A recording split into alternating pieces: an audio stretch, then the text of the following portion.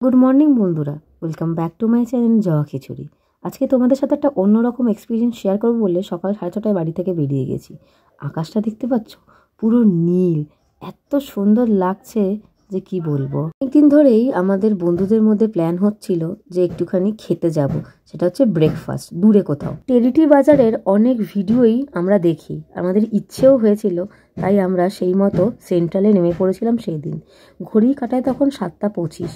Actually 8:30টার মধ্যে সমস্ত দোকান অন্যান্য দিনে বন্ধ হয়ে যায়, রবিবার 10:30 অবধি থাকে, তাই জন্য এত তাড়াতাড়ি আমাদের আসা। মেনুতে কি কি আছে তা তোমরা পজ করে দেখে নিতে পারো। এইবার তোমাদের আমার আসল অভিজ্ঞতা শেয়ারের সময় চলে এসছে। তো এখান থেকে আমরা অর্ডার করেছিলাম 1 প্লেট পর্ক মোমো এবং 1 প্লেট ফিশ বল। ফিশ বলটা ভীষণ চুই ছিল। আর পর্ক মোমোর অভিজ্ঞতা তোমাদের পরে বলছি। এটা কি জানো, এই যে পর্কের যে সসেজগুলো তৈরি হয়, এটা তার প্রাইমারি পার্টটা। তো আমার বান্ধবী প্রথমে কেনার প্ল্যানে ছিল, কিন্তু ম্যানুফ্যাকচারিংয়ের জায়গায় দেখে ওর জাস্ট প্ল্যানটা পোস্টপন হয়ে গেছে। উফ, সত্যি কথা বলতে আমার একদমই ভালো লাগেনি, একদমই না। আমাকে যদি কেউ ফ্রিতেও এখানে খাওয়াতে আসে, আমি আর দ্বিতীয়বার আসবো না। তো প্রথম দোকানে অভিজ্ঞতা বেশ বাজে হওয়ার পর আমি পরের দোকানে গেলাম, যদি কিছু ভালো অভিজ্ঞতা হয়। তো এখান থেকে নিয়ে নিয়েছিলাম এই যেরকম পর্ক সিমই আর একটা পর্ক বাও নিয়েছিলাম। আমার সত্যিই ভালো লাগেনি, সত্যিই ভালো লাগেনি, একটুও ভালো লাগেনি, সত্যি কথা। আমার খুব স্মেলি লাগছিল এবং জিনিসগুলো আমার খুব বাসি মনে হচ্ছিল, জানি না কেন। আমি তো পর্ক আগেও খেয়েছি। খুবই বাজে অভিজ্ঞতা। টেরিটি বাজারে তো আমি আর আসছি না, অন্তত ব্রেকফাস্টের জন্য কেউ আমাকে ফ্রিতে খাওয়ালেও আসবো না।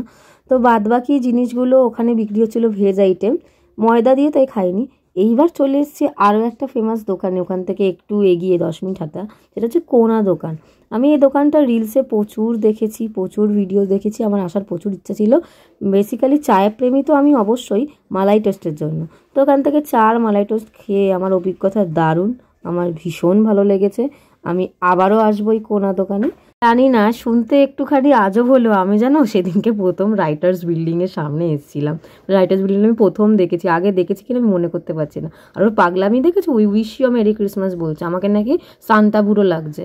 আসলে আমি একটু শীতকাতুরে তো। আর কি সুন্দর ভেড়ার পালগুলো যাচ্ছিল, দেখেছো? দোকানের নামটা শুনেই মাথা ঘুরে যাবে গো, ফালতু টি সেন্টার, ফালতু। কিন্তু ফালতু হলে কি হবে, এক ঘর মানে 4 টোস্ট বানায়। আর মুখের হাল দেখেছো, ওর হাল দেখেছো, ইয়ে ইয়ে করছি। আমরা খুব খুশি গো ভালো কয়েকটা দোকানে খাবার খেয়ে। টেরিটি বাজারে খাবার ওদের একটু একটু ভালো লেগেছে, আমার একদমই ভালো লাগেনি।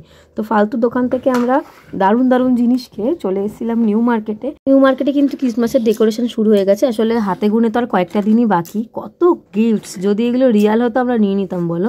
বাক্সের কিছু নেই, এই জন্য এভাবে ভালো করে পড়ে আছে। আর তারপর নিউ মার্কেট থেকে আমি একটা সোয়েটার কিনেছি, সেটা তোমাদের দেখাবো ভিডিওর লাস্টে।